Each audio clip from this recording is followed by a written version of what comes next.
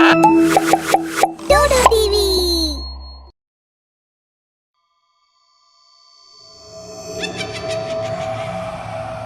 ये कहानी एक सच्ची घटना पर आधारित है। ये कहानी है छत्तीसगढ़ के एक बहुत बड़े हॉस्पिटल की। यूं तो हॉस्पिटल में रोज कई लोगों का मरना जीना लगा रहता है, पर कभी कभी कुछ ऐसी घटनाएं घटित होती हैं जिसकी पुष्टि विज्ञान के तथ्य भी नहीं कर पाते। हॉस्पिटल के अकाउंट्स डिपार्टमेंट में काम करने वाली मिसेस शुक्ला ने हमें उस हॉस्पिटल के एक डॉक्टर अविनाश की कहानी कुछ इस तरह बताई। उस हॉस्पिटल के आईसीयू में एक बेड था। उस बेड पर रखे जाने वाला कोई पेशेंट जिंदा लौटकर कभी घर नहीं गया। अविनाश को उस हॉस्पिटल में आए हुए अभी 6 महीने ही हुए थे। वो इन बातों को नहीं मानता था, इसलिए बेड्स खाली ना होने पर वो अपने पेशेंट्स को उस बेड पर शिफ्ट करवा लेता था। पर उसके पेशेंट्स जब लगातार मरने लगे तो उसको भी डाउट हुआ। उसने वो बेड वहां से हटवाने का ऑर्डर दे दिया। उसी दिन की बात है। हॉस्पिटल से फ्री होकर वो अपनी वाइफ प्रीति को उसके ऑफिस से पिक करके घर की ओर चल दिया। स्लो म्यूजिक के साथ शाम का वो सफर बड़ा ही सुहाना लग रहा था प्रीति को। कितना अच्छा लग रहा है सब कुछ। अविनाश उसकी बातों पर ध्यान नहीं देता। उनका घर शहर के भीड़ भाड़ से दूर शांत जगह पर था। रास्ता सुनसान इलाके से होकर गुजरता था।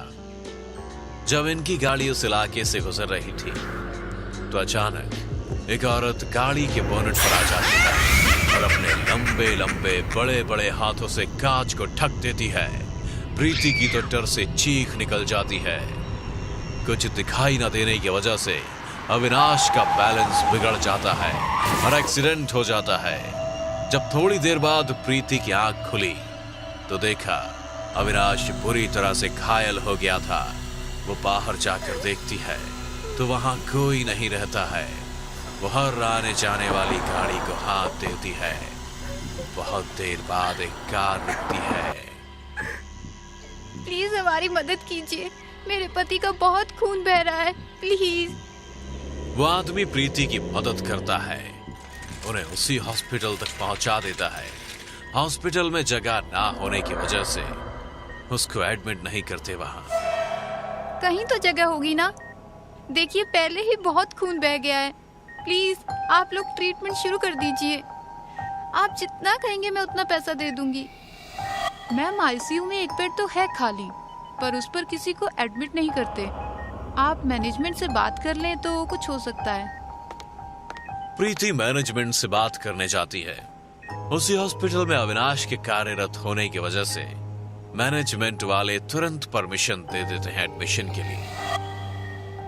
अंततः उसको एडमिट कर लेते हैं।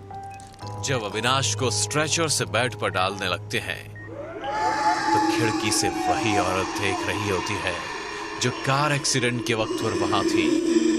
जब प्रीति की नजर उस पर पड़ती है तो उसकी लाल लाल आंखें और डरा देने वाली शक्ल को देखकर प्रीति के मुंह से चीख निकल जाती है।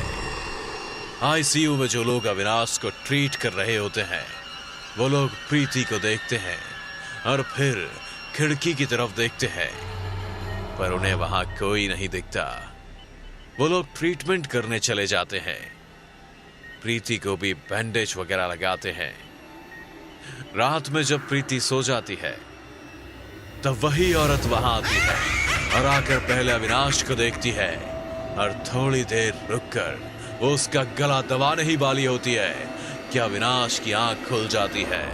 अविनाश उठकर बैठ जाता है। कौन हो तुम? तेरी हिम्मत कैसे हुई कि तू इस बेड को यहाँ से हटवाने का ऑर्डर दे दिया?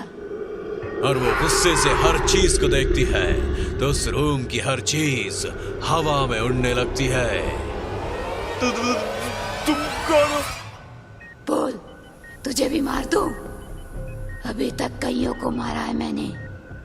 नहीं नहीं, मुझे भी तो मार दिया था तुम लोगों ने। 8 महीने पहले इसी बेड पर मैं मर गई थी। तब से मैं किसी को इस बेड पे जिंदा नहीं लौटने दी। मारना तो मैं भी नहीं चाहती तुझे। इस बेड पर तो हॉस्पिटल वालों ने पेशेंट्स को एडमिट करना ही बंद कर दिया था, पर जब से तू आया है तब से मुझे बहुत शिकार मिलने लगे हैं, इसलिए मैं तुझे मारना नहीं चाहती। पर तूने तो इस बेड को ही हटवाने की बात कर दी। और इतना कहकर वो अविनाश का फिर से गला दबाने लगती है। तभी प्रीति की आंख खुल जाती है। प्रीति जल्दी से इमरजेंसी बेल बजा देती है। ये तूने ठीक नहीं किया। मैं फिर आऊंगी, मैं तुझे छोड़ूंगी नहीं। और अगर तेरे पति ने मुझे या मेरे बेड को यहाँ से हटाने की बात की तो तुम सब मरोगे। डॉक्टर्स और नर्स के वहां आने से पहले वो औरत गायब हो गई। जब प्रीति और अविनाश ने सबको ये बात बताई तो पहले तो लोगों ने भरोसा नहीं किया, लेकिन अविनाश के गले पर कुछ निशान थे जो किसी को समझ नहीं आए कि वो कहां से आए। हर किसी को यही लगा कि इतना बड़ा हादसा हुआ इनके साथ, तो ऐसे ही कुछ ब्रह्म होगा।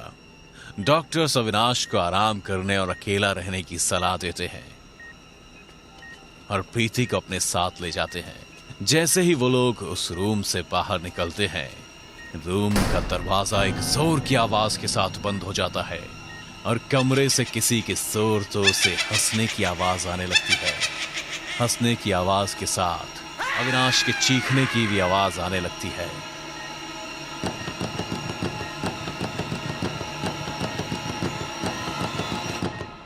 प्रीति को लगा कि अगर उसने अभी कुछ नहीं किया तो अविनाश को हमेशा के लिए खो देगी।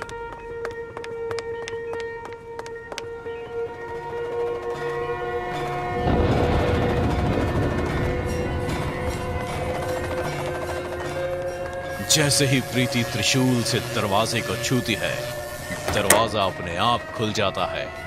हाथों में त्रिशूल लिए वो उस समय किसी देवी से कम नहीं लग रही थी।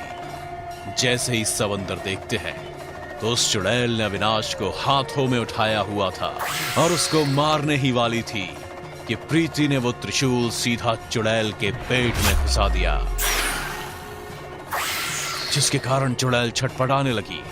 उसके अंदर से काला खून जैसे कुछ निकलने लगा और एक धमाके के साथ उस चुड़ैल का अंत हुआ।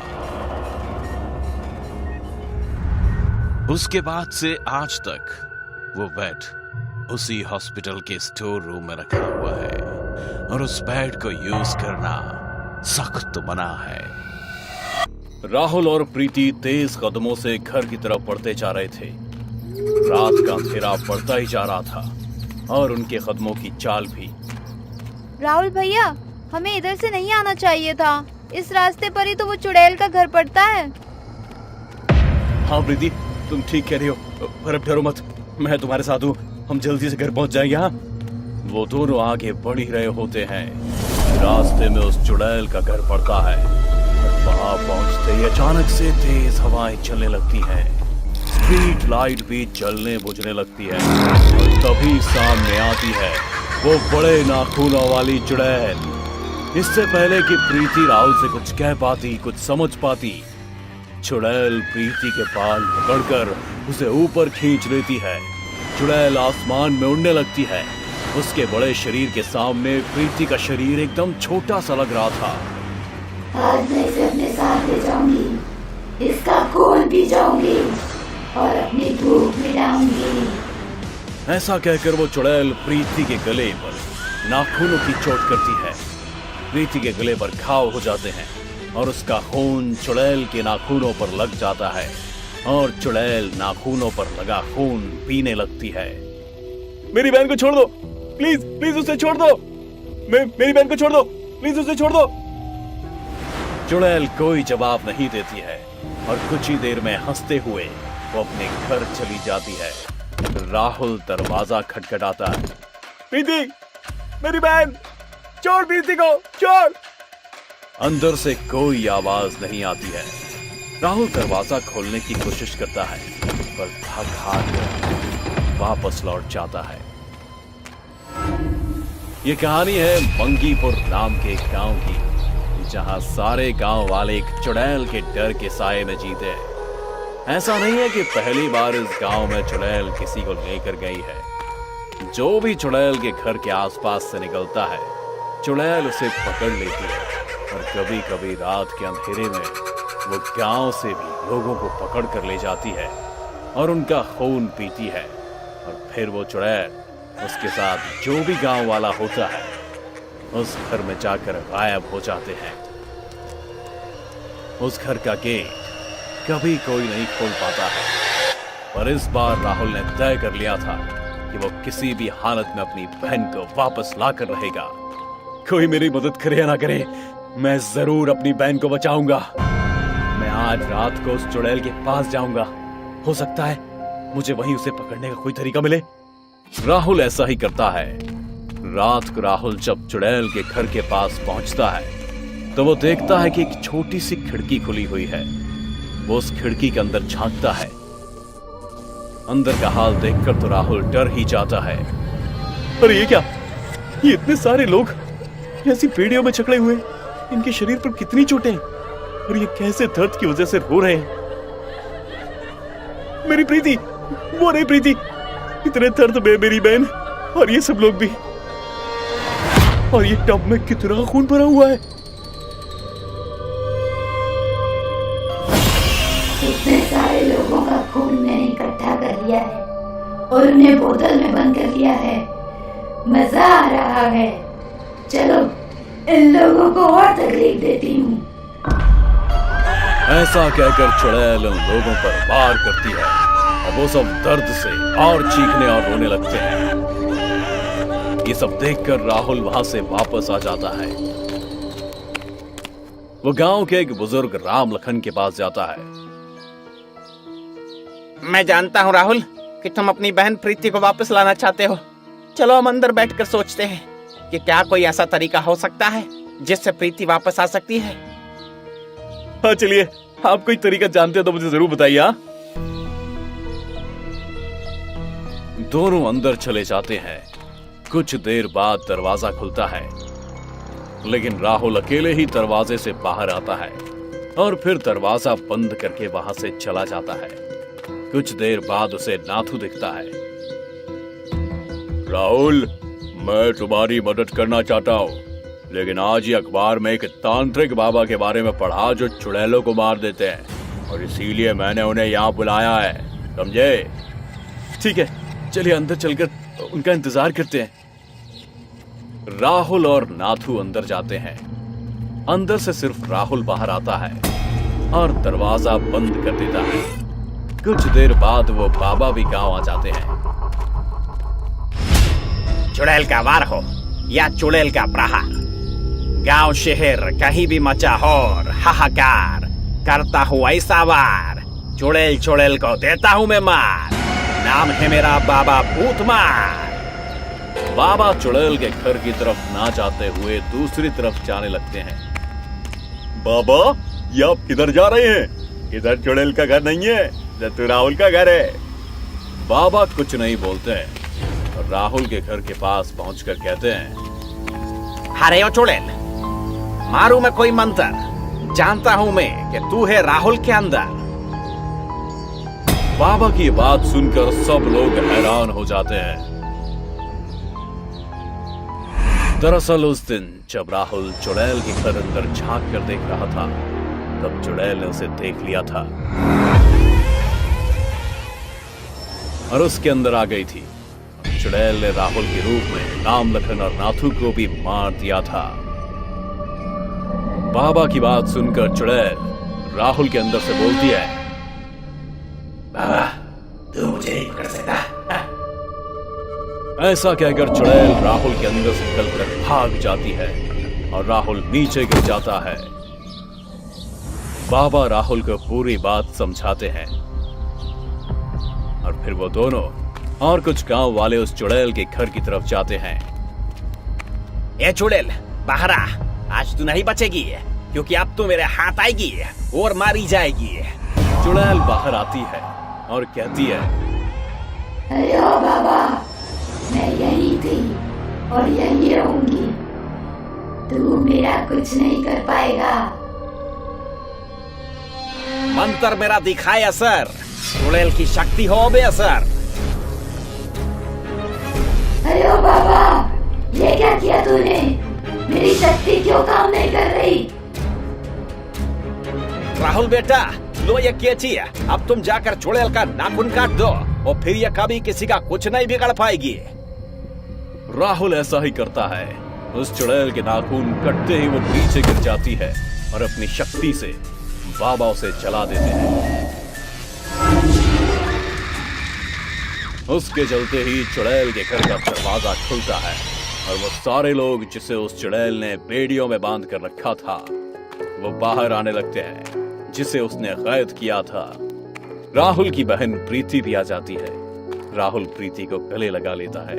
सब लोग राहुल और बाबा को धन्यवाद करते हैं और खुशी खुशी रहने लगते हैं। सबके डराने पर, मना करने पर भी राहुल अपनी कोशिश नहीं छोड़ता है और आखिर में सारी मुसीबतों को पार कर ही लेता है।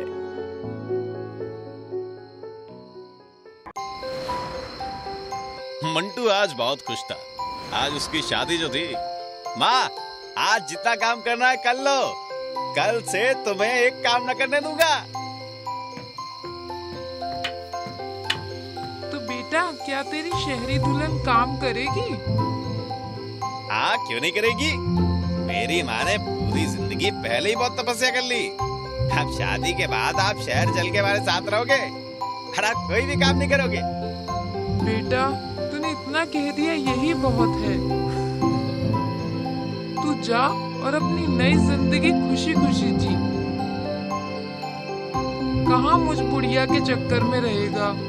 मैं यहीं इस कोठी में तेरे पापा की यादों के साथ रह लूंगी। अब जा, बहू तेरा इंतजार कर रही होगी। इतना कहकर माँ मंटू की बलाएं लेने लगती है और उसको उसके कमरे के बाहर छोड़ के आती है। मंटू एक्साइटेड होकर रूम में चला जाता है। अंदर जाते ही बहुत तेज हवाएं चलने लगती हैं, पर्दे उड़ने लगते हैं। दुल्हन की आंखों का कलर बदल जाता है, उसके चेहरे का रंग बदल जाता है और वो मंटू पर अटैक कर देती है।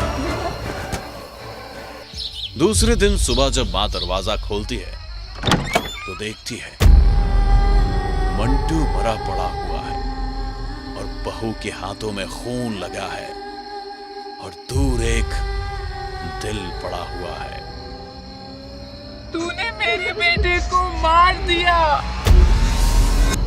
नहीं माँ जी, मैंने नहीं मारा। तो क्या रात में भूत आया था? माँ जी, मुझे कुछ याद नहीं। थोड़ी देर बाद पुलिस वहां पहुंच जाती है। मंटू की मां बहू की तरफ इशारा करते हुए कहती है, इंस्पेक्टर साहब, इसने मेरे बेटे को मार दिया। आप आराम से मुझे बताएं हुआ क्या है। कल मेरे बेटे की शादी हुई थी और इनकी सुहागरात थी और मेरे बेटे का खून हो गया। इसी ने मेरे बेटे को मारा है। इंस्पेक्टर साहब, मैंने नहीं मारा। मुझे तो कुछ याद भी नहीं। मैं तो मंटू से प्यार करती थी। मैं भला उसे क्यों मारूंगी? मैं भी तो बाहर वाले रूम में थी, कोई बाहर से आया ही नहीं। तो क्या भूत मार गया मेरे बेटे को? ये आपका जो केस है, इस तरह के पहले 5 केसेस रजिस्टर हो चुके हैं। हो सकता है आपकी बहू सही कह रही हो। मुझे नहीं पता कौन सही कौन गलत कह रहा है। मुझे मेरे बेटे का कातिल चाहिए। आप लोग शांत हो जाइए, हमें इन्वेस्टिगेशन करने दीजिए। सर, ये बिल्कुल उसी क्राइम सीन की तरह है जो हमने लास्ट टाइम इन्वेस्टिगेशन किया था ना। हाँ, देख लो, कुछ एक्स्ट्रा एविडेंस मिल जाए तो। वो लोग वहां इन्वेस्टिगेशन करके वापस पुलिस स्टेशन आ जाते हैं। सर, मैंने बॉडी को फॉरेंसिक टेस्टिंग के लिए भेज दिया है। ओके, पहले भी सारे फिंगरप्रिंट्स जो आए हैं वो दुल्हनों के ही थे और दुल्हनों को कुछ याद नहीं था। हाँ सर, 5 में से किसी दुल्हन को कुछ भी याद नहीं। कहीं कोई और चोर नजर नहीं आ रहा इस केस का। सर, इनोसेंट लोगों की जान चली गई है, लोगों का गुस्सा बढ़ रहा है और डर भी। अरविंद, ये 5वां केस है। अगर अब भी हम तय तक नहीं पहुंचे तो हमारे पुलिस डिपार्टमेंट की बहुत बदनामी होगी। सर, गांव में हल्ला है कि ये किसी भूत का काम है। ऐसा नहीं हो सकता। पर सर आप ही सोचिए ना कि इतने दिनों में हमें इस केस का कोई लिंक क्यों नहीं मिल पा रहा। तुम किस बुनियाद पे बात कर रहे हो? सर हर बार सुहागरात वाले दिन ही दूल्हा मर रहा है। सारे सबूत कहते हैं कि दुल्हन ही मर्डरर है, पर दुल्हन को कुछ याद नहीं रहता। आश्चर्य की बात तो है कि मंटू की दुल्हन हो या बाकी दुल्हन, इतनी आसानी से दोनों को पटक कर बिना किसी औजार के उसके सीने से दिल निकाल लेना, इतनी ताकत उसमें कहां से आ जाती है? और नाखून इतने खतरनाक हो जाते हैं क्या? फॉरेंसिक रिपोर्ट आ जाती है। उसे देखते हुए वो लोग बातें करते हैं। हाँ, जैसा सोचा था वही आया। ये खून भी दुल्हन के हाथों से ही हुआ है। अच्छा सुनो, पता करो गांव में अगली शादी किसकी है।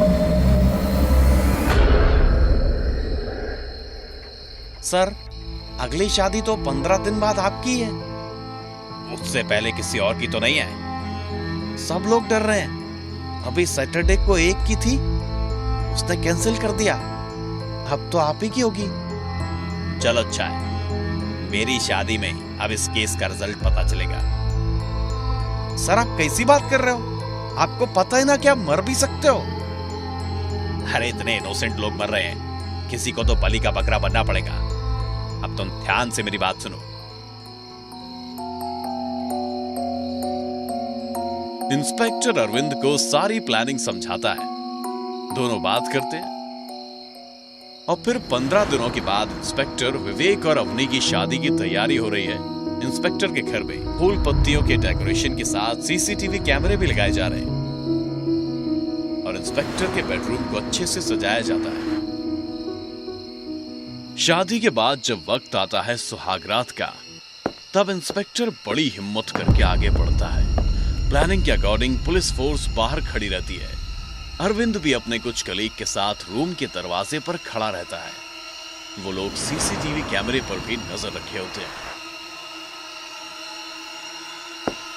जैसे ही इंस्पेक्टर अंदर जाता है, वैसे ही डरावना माहौल बन जाता है। अजीब अजीब सी आवाजें आने लगती हैं। आंधी तूफान आ जाता है। दुल्हन की आंखें काली हो जाती हैं और उसकी स्किन का कलर काला होने लगता है। इतनी सुंदर लड़की किसी चुड़ैल की तरह दिखने लग जाती है। अभी आने में बड़ी देर लगा दी। विवेक, जो अभी तक भूत प्रेत पर कभी भरोसा नहीं करता था, ये देखकर बहुत डर गया। इतना घबरा गया कि वो अपने कलीग्स को इन्फॉर्म करना ही भूल गया। अब अवनी उठकर उसकी तरफ बढ़ती है। मुझे तुम्हारा दिल चाहिए। डार्लिंग, वो तो तुम्हारा ही है। नहीं, मेरा नहीं है। तुमने तो 2 साल पहले ही मेरा दिल चुरा लिया था। नहीं, मेरे पास दिल नहीं है। मुझे दिल चाहिए। अभी तक किसी का दिल मेरे सीने में फिट नहीं हो पाया है।